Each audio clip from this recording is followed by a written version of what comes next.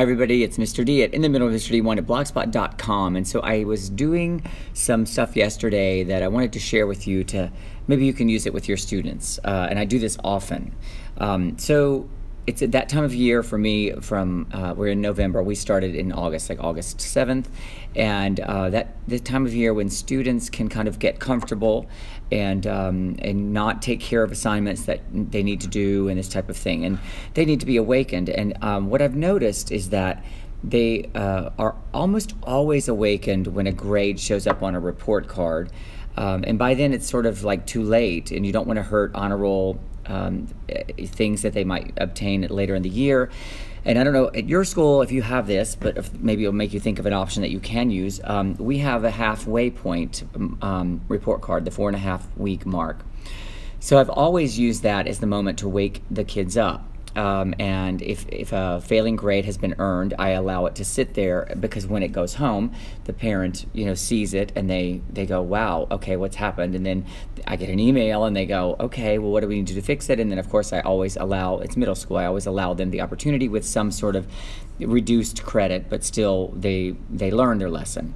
And so that's one of the things I do. Another thing I did yesterday, because we're about the 2.5-week mark in this new marking period, I have several assignments that have been due. One of them was a music prodigy assignment, and it's really a you do it or you don't do it. For me, if they do it, I give them a 100 if they're trying their best, and they all are. Even if they don't do so well on the assignment, most of them, especially 6th and 7th grade, if you get 100 if you do it.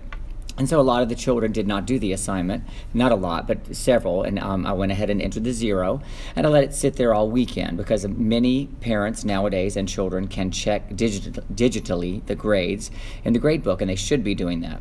But I wanted to sit for a couple days and let it, let's see who's checking, right?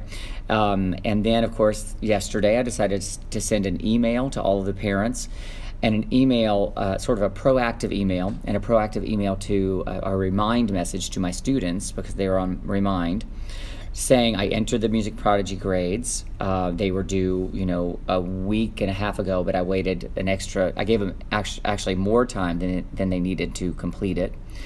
They, in the email I put, if you complete it by Monday and you send me an email, I will give you reduced credit, but at least the 0 will be removed. And the parents really appreciated that. I got several emails.